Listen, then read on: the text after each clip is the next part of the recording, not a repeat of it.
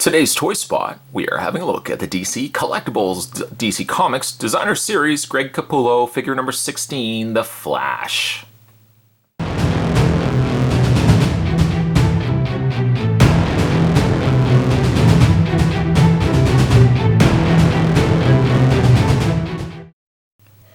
Let's hope we fare a little bit better in Flash than what we did with the Wonder Woman, which I have to admit just didn't work. Did not work. Flash has a warning up at the top there. Choking hazard, small parts not for children under 3 years of age. Recommend for ages 14 and up. Again, this is figure number 16 from the Greg Capullo Designer Series. The side of the package features Greg Capullo's artwork, which I like Greg Capullo's artwork. I just don't feel like it always translates well to figure form. Case in point, on the back of the package, a great looking Joker, yes. A pretty decent 0-year survival Batman, which we haven't looked at yet. But a somewhat dismal Wonder Woman, which is the figure we already had a look at. If you haven't had a chance to check that video out, go check it out. Go on. Not yet, I guess if you want to watch this review, but then go afterwards and have a look at Wonder Woman. Joker, 0-year survival Batman, Wonder Woman, and The Flash were all sculpted by Jonathan Matthews. Spot's going to take a break and get this opened up. Let's hopefully we fare better with Flash here. As we have a look at the DC Comics Designer Series, figure number 16, The Flash. There's more anyway, guys. Don't go anywhere. Now that we have The Flash out of packaging, let's get a better look at the figure. First of all, I'm really surprised with the level of articulation that's been added to this figure, while Wonder Woman was skimped back with really only being swivels for like legs and even like swivel joints were missing. Flash, on the other hand, while not the most articulated in the fact that he does have the articulation, but he just doesn't move as much, he at least has a little bit more posability going for him than what Wonder Woman did. I'm sure comparisons will probably not stop there. Let's have a look at his face. Zoom the camera in. There's his face right there. I happen to like this face. I like it almost in the same vein that I liked the Joker face. I think it captures well how the character looked in the comics. It's a certain level of personality also to his face as well. I guess perhaps maybe his mouth is a little on the dark side, almost resonating a bit of a shine to it as well.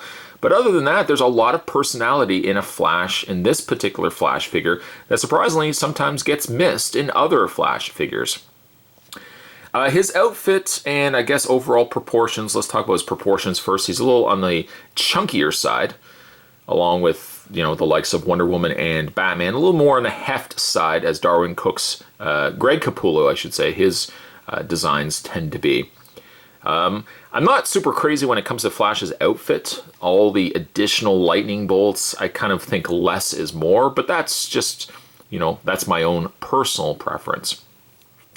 I also have to point out the fact that his side ears, which Spot seems so cursed by in his reviews, these little side fins tend to break off when I get them out of packaging. Luckily, this Flash, unscathed. Unscathed, ladies and gentlemen. The coloring, though, I have to admit, is good.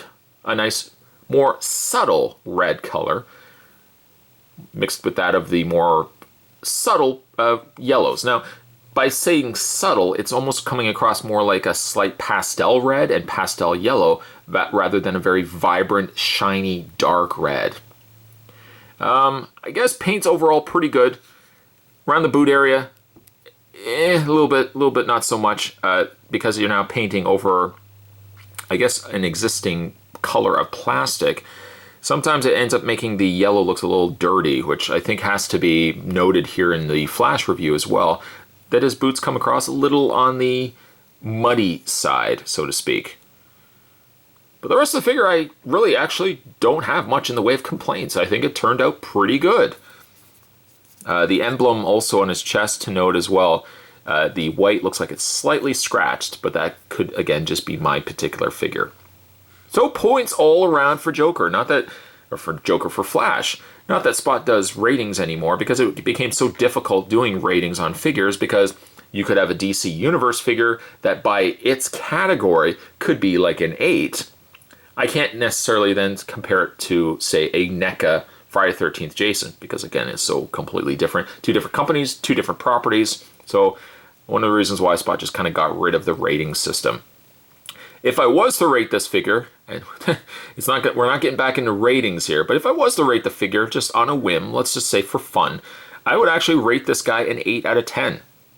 Now, what 8 out of 10 really translates to in the grand scheme of things, I really don't know, but I would say an 8 out of 10. The figure's sculpt is really good. The paint, for the most part, is pretty good, except for maybe like the boot area.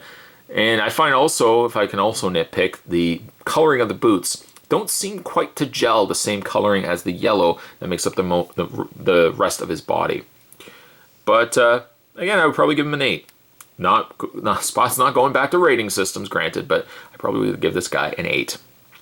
When it comes to his posability, the Flash's head is on a ball joint. Good range of motion there, but do be careful that you don't accidentally break these off, because again, they're far enough away from the head that you could easily clip this with your finger, and again, that could snap off.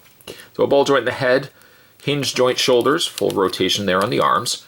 He has a swivel on the bicep, a hinge on the elbow, and a rotation on the hand.